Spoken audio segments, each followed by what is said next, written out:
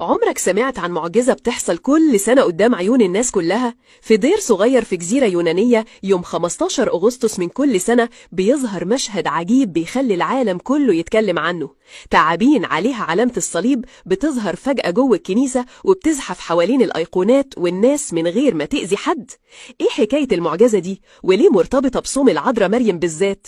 القصة دي هتاخدك لرحلة مؤثرة جدا مليانة إيمان وحب وحماية إلهية. استعدوا تسمعوا حكاية تخلي قلبكم يتهز. في يوم من الأيام سنة 1705 ميلاديا كان في دير للراهبات في جزيرة اسمها كافالونيا غرب اليونان. دير هادي مليان صلاة وترانيم وحياة بسيطة مكرسة لربنا. لكن في يوم القراصنة الأتراك قرروا يهجموا على الدير، قصدهم ينهبوا ويأذوا الراهبات. الجو اتقلب خوف والرهبة مسكت القلوب.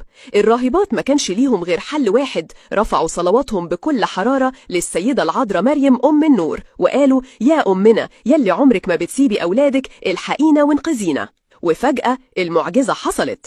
العذراء استجابت والدير اللي كان هادي بقى مليان تعابين ظهرت في كل مكان، على الجدران، في الساحة، حوالين الكنيسة وجوه الكنيسة. منظر مرعب لأي حد داخل، لكن المدهش إنها ما لمستش أي راهبة ولا أذتهم. ولما القراصنة اقتحموا الدير اتصدموا، لقوا المكان متغطي كله بالتعابين. المنظر خلاهم يجروا يهربوا مرعوبين، سابوا كل حاجة وابتعدوا عن الدير ومرجعوش تاني. ومن اللحظة دي اتسجل يوم مش عادي، يوم حماية إلهية حصلت فيه بمعجزة باينة لكل اللي شافها. ومن وقتها ولحد النهاردة في كل سنة يوم 15 من شهر أغسطس في أيام صوم السيدة العذراء مريم المعجزة بتتكرر.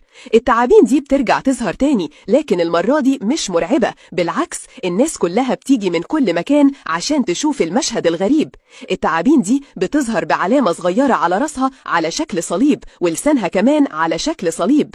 بتتحرك حوالين الكنيسة، تزحف على برج الجرس وعلى الأيقونات. والأعجب أثناء القداس التعابين دي بتزحف على أيقونة السيدة العذراء كأنها بتقدم ليها تكريم خاص، وكمان بتيجي ناحية الكاهن والمصلين من غير ما تأذي أي حد. المنظر ده بيتنقل على التلفزيون اليوناني مباشر عشان الكل يشوف من سنة 1705 لحد النهاردة.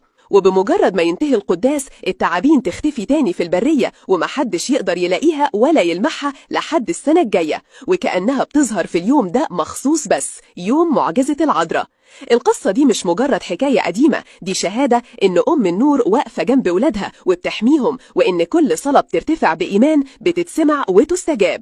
افتكر دايما مهما كانت الظروف حواليك صعبة أو مخيفة، إيد ربنا وأم النور معاك، بيدافع عنك وبيحمي حياتك من كل شر. صلي بإيمان.